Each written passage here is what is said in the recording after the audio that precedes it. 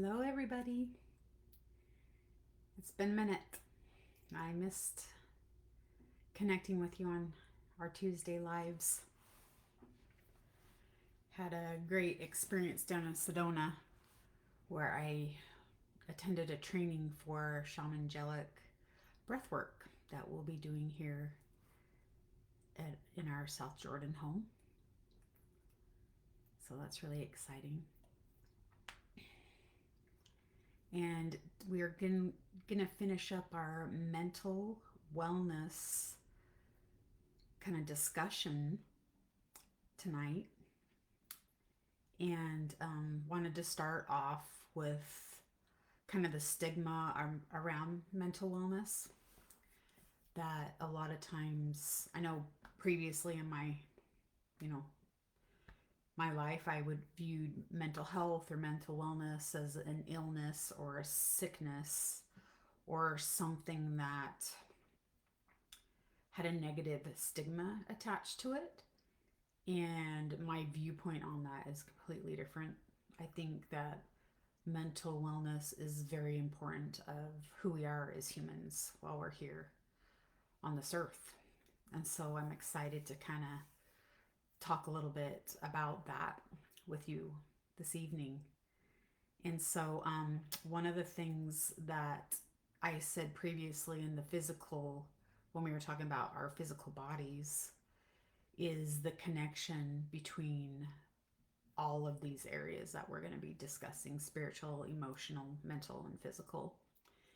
And when it comes to mental wellness, the things that we actually choose to do physically can directly affect our mental wellness. Um, Examples of that are if you're choosing to sleep too much or choosing to sleep too little, that will affect how you feel the next day. The things that you choose to put in your body, if they're nutritious or if they're processed, that will affect your body and your mental wellness. Um, and I'm learning the older that I get, the more it affects me. that that I can't have a lot of variation between uh, those days. The consequences of it are greater. So it's something that I'm very mindful about. What time I'm going to bed, what time I'm waking up, how much water I drink.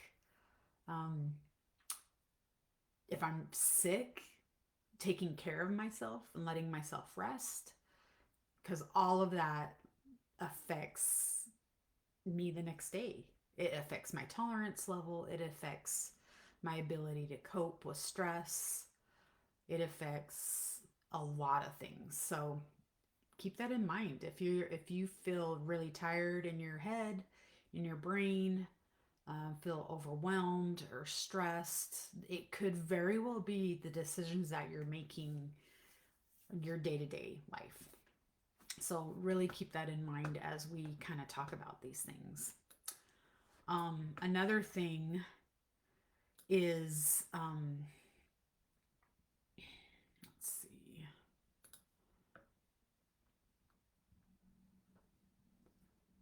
is when you want to make changes to your lifestyle, it's really important to be very gentle, because going in at it in a stressful way or in a way that um, causes more stress does the actual opposite of what you want. And so we've talked previously about that inner dialogue that you have in your head when you make a mistake, or when you eat something you shouldn't, and this is right there. It's really important that you are being very gentle with yourself if you're making some changes. If you're making some changes, you've got to go slow and you have to make realistic goals. You can't, say, I've been going to bed at 11 o'clock every night and I'm now going to go to bed at 9 and get up at 5. Like, you've got to be gradual and just slowly make these changes, because that's what's going to last. That's what's going to really help you stick to those lifestyle changes. Really, really important to not add stress if you're making a change. And these lifestyle changes are the number one thing that has helped me with my healing and my the changes that I've been able to make. So it is really, really important. A couple of tools that are really helpful is when you do feel that you are kind of stressing yourself out, or maybe you're not achieving the goal that you wanted, or you are feeling defeated, or that you can't do it, you're not capable. It's really important to ground yourself. And what I mean by that is not putting yourself in timeout, but by grounding yourself and connecting to where you are in the moment of time lets you overcome these stressful moments. And so there's a few ways that you can really help yourself clear your mind, your mental wellness by taking deep breaths. Really slow, long inhales and exhales can really help you ground, help your heart rate come down, help fight or flight response stop. It just really helps you in the moment. Another thing that I absolutely love to do, and I'm always posting pictures, is being out in nature. The earth has its own pulse, its own energy, full of life, and rivers and mountains and trees, and everything's moving, and getting out into nature, even if it's just your yard or a park. It doesn't have to be a hike, but getting into nature can really support you grounding yourself. Another thing, and we're going to practice this tonight, is to really pay attention to your body. And so you'll hopefully get to experience what that's like when you're paying attention to what your body's actually doing. So those are a few ways that when you're feeling overwhelmed, stressed, disappointed, frustrated, you can really change what's happening chemically in your body by doing those few things. One of the best things that that you can do for yourself, and this is going to be a hard one for a lot of you, is actually saying no. And a lot of us are afraid of making someone upset by saying no, or disappointing someone, or ourselves. Like, if you have this expectation that you are responsible for other people, or that's your job to do things for people, it's really important that learning how to say no becomes a priority for you. Because it actually, and the way that I really appreciate doing it is kind of tapping in. So if someone asked me to do something, to really tap in and ask myself, do I want to do this? Is this something I can do? Do I want to do it? And if the answer is no, that I'm getting, it can be, oh, thank you so much for telling me about it or letting me know about it, but I'm not going to be able to do that at this time. And the more practice that you have for that, the better it feels, because then you realize that you're not a disappointment. When you put yourself first in those ways, you literally are doing the best for everybody. Um, Another really big tip for mental wellness is digital platforms. Having no social media time, having a time of day that you're shutting off your TV, you're shutting off your phones, your computers, letting your brain wind down to where you're not constantly putting information into your head is really, really powerful. It is really free when you can separate yourself from the trauma or drama of the world. And it doesn't mean you need to bury your head in the sand, but it can be really, really beneficial for your mental wellness to do that.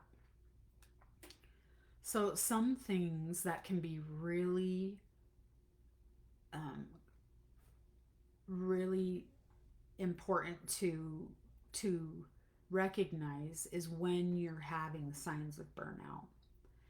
It's important when you're feeling overwhelmed and it's not going away, when your to-do list is so long you just feel like you can't accomplish it, or that doesn't matter what you do, it's not enough. Those are the signs to really focus on what it is that you need to do for yourself, whether that's grounding, saying no, jumping off of social media. It's really important to pay attention to that because those are kind of early signs to a potential crisis, and those can be really challenging to go through. So really, really pay attention to when you're not getting a break from the things that are happening and the stress that you're feeling. As I said earlier today, our inner dialogue and how we're talking to ourselves is literally how you shape your reality. If you're telling yourself you're not good enough, or you're not working hard enough, or you're never going to achieve it, that literally is what's going to happen. So being really gentle with yourself, and wow, that was interesting that that happened that way, what could I have done differently, and using those moments as way of reflecting on what's going on, and almost like an experiment, like a science experiment. What can I do differently next time? And it's a learning, it's a tool, it's a teaching, and it's something to really be grateful about, because you can make these changes and really be happier when you have those moments. As women, we sometimes can put a lot on our mental health. We can overload it, especially when we're high functioning, because we're superwomen and we can do anything. But it can become over time a really big burden. And it's really interesting. Here's a little test that you can do: is if you have an opportunity to find a quiet place at home or outside, and you close your eyes and you try to silence your mind, and your to-do list pops up. I should be doing this instead. I should be doing that instead. Oh my gosh, I need to get up. If I don't do this, da da da da da. That that can lead to exhaustion. And so really kind of test that on yourself. See what comes up for you, and what's happening when you have those quiet moments. Um, it's really good too to have a great group of people that you trust, that you can go to for support, that you can rely on, that you can delegate to. That is a great way of creating connection. Um, I had an employee that she felt like if she had asked people for help, that she wasn't smart enough or wasn't working hard enough. And it's so interesting because when we have an opportunity to ask someone for help, it brings so much joy into their lives along with ours. That if and I gave this example to her, I'm like, if so and so came to you and needed your help with something, how would you feel? And she said, oh my gosh, I'd feel so good that they trusted me, that they wanted, me to be there to support them. And I'm like, you not asking them is depriving them of that opportunity to feel that same way. That is one of the reasons why we are here as humans. We're not here to do it all by ourselves. We are here to do it as a collective group of people really supporting each other. And that's kind of, with this Facebook group, that's the the goal, is to create this safe space where there is support and that we can really be there for each other. um, it can be really, really helpful to take this time for you. And so I kind of want to do something that's a little bit, I think we've done a meditation before. But what I want you to do is I want you to find a comfortable place to sit if you're not sitting already. If you need to come back later to this, that's great. And I want you to put a hand on your heart and a hand on your belly. And I want you to close your eyes. And I want you to inhale and exhale and feel your hands moving. Another inhale. And as you exhale, drop your shoulders.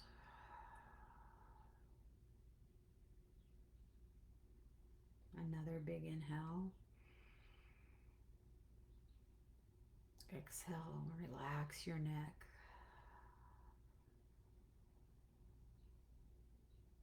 Another big inhale. And relax. And I want you to start at the top of your head. And I want you to, like you're a scanner, go through the top of your head really slowly, down through your eyes, your nose, your mouth, your jaw, and let all those muscles relax and soften. No tension in your forehead. Just relax it. Come down your neck. Feel your neck relax. Your throat. Feel your shoulders relax. Release any heaviness or tension.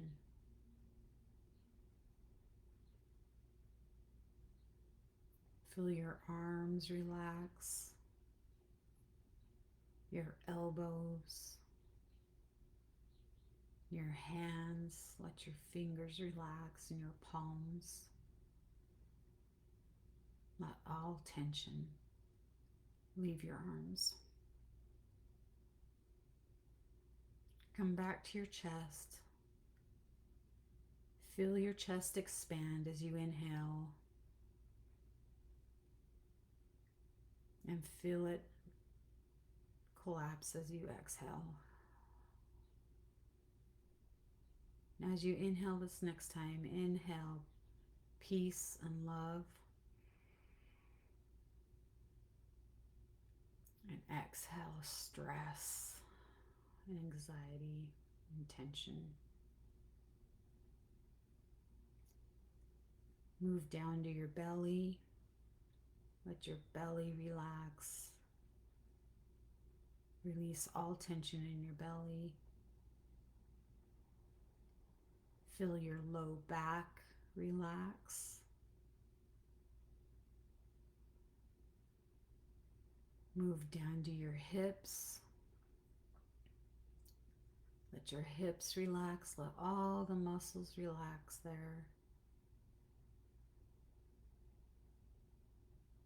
Move down your thighs, the front of your thigh, the back of your thigh, your knees, your lower legs, your feet.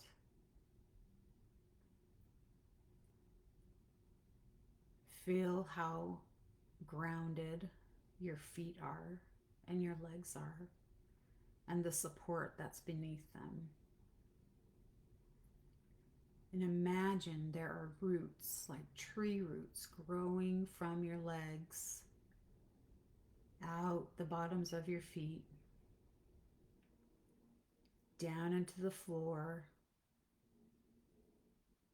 down into the earth, clear down into the earth, creating a stable support system for you.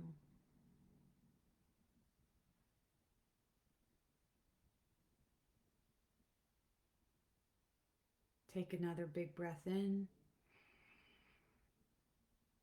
and exhale out. Say to yourself, I am grounded. I am safe.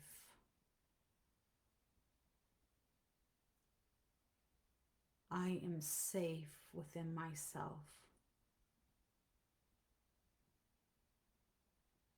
I am present.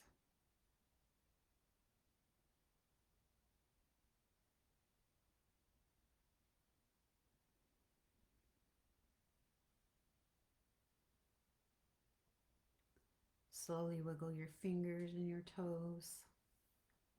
Come back to your seat. And that is just a simple. You can do that anywhere. You can do it at work. You can do it if you're out running errands, finding a place to park and do it. Just so simple to take really, really good care of yourself. So I invite you to really prioritize your awareness around your mental health and where are you at, and take inventory. Take a true inventory of what needs to change, how you need support, and make it a priority. So looking forward to next week. We're going to go to, I think, emotional wellness next week. And that's a great thing to practice. So let me know what you think and where you're at. And I'm looking forward to connecting with you. Take care.